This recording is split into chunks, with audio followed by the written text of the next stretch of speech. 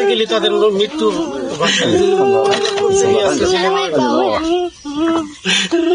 ছেলেটা অল্প বয়সে তারপরও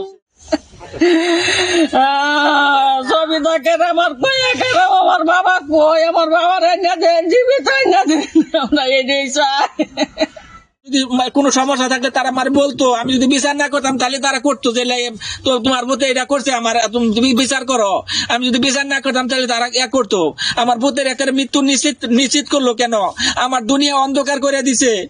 আমি এটা দৃষ্টান্তমূলক শাস্তি চাই এদের। এরা কেন এই সন্ত্রাসী করে এই জায়গাটার মধ্যে?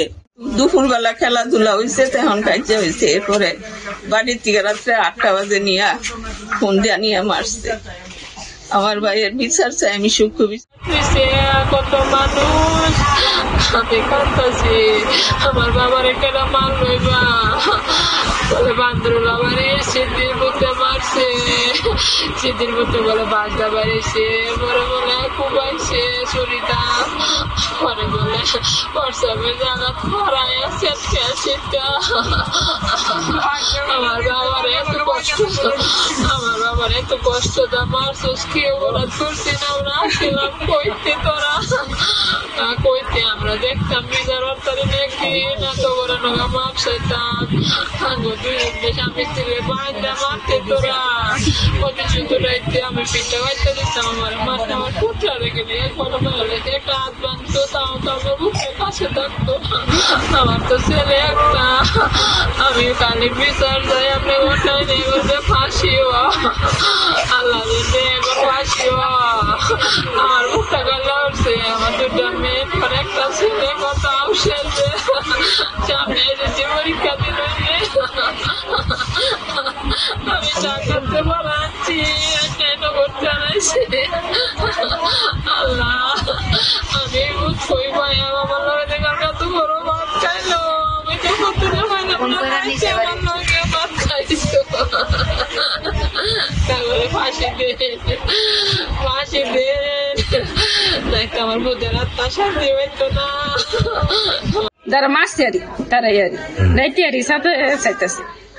পরে যে কইলো কি তারা তো ঠিক কথাই কইছি, আমি করে আর কত সাদা দিত এটা কি লেখা কইলো এইটা ঘর এ উইডা ফুটছে, একটা উইডা ফুটছে মানে মারার লাগে। ঘটনা হয়েছে কালকা নকুলা মানে সন্ধ্যার সময় ফুটবল খেলছে, ফুটবল খেললে আম গাছ থেকে আম খাইতেছে। তখন মোজামেল কালকা দুপুরের পর থেকে উৎপাত করতেছে, একবার বাজ্জা আর একবার দাউলিয়া দোয়ানের নয়, একবার বাজ্জা আবার দোয়ানের নয়। আর অনেক উৎপাত করার পরে যখন দাউলিয়া খেলার মাঠে 2-3 করে আন দিছে, পরে কইছে তুই দাউলিয়া নয় সুস্কা, তুই দাউলিয়া এন্দা করতা সুস্কা। আগের দিন আবার এক মহিলার এনতে মোবাইলে ট্যাটুয়া রেখে দিছে। তে আমার এক বাগিনা চলতো তার লগে, তার খালার তো ভাই কইতাছে তুই মোজামেলের লগে ঘুরতাতে না, কারণ কাল্লা এক বেড়ি এনতে মোবাইল রেখে দিছে, টেয়া রেখে দিছে, পরে তোর দোষ হবে, তুই আজকাল পরে তার মোজামেলের লগে যাইতাতি না। এই কথা দোয়ানের বার থেকে শুনছি, শুনলে এরা দরবারে গেলে কইতেছে কোনো খানকির মতো যদি হারে কিছু কস সাগরে, কোনো খানকির মতো যদি সাগরে কিছু কস তো করে মারি লাইম। পরে এই কথা কইছে, পরে তারপর 2জনটা আমি সরাই দিছি যে তুমি যাও গায়ের দিকে, ফলাফলটা দমক দেখে দেয় দিছি। হ্যাঁ পিসের দিকে ঘুরে এর কইতেছে দাউড়ালো ছেড়ে গেরে বাচ্চা দরবারে দাওয়ানছে পরে গোলা মানে তারা দৌড়ান দিছে বলে দোয়ানের পিছে গেছে গা, দোয়ানের পিছে যাওয়ার পরে তার ভাই আইছে দরবারে বাচ্চা। তখন তারা তো কিছু নাই, দাউনি থেকে মানুষে গাইরা নেরা সাইডে তুই দিছে, তার বাইরে চুরি হাতরে লই আইছে।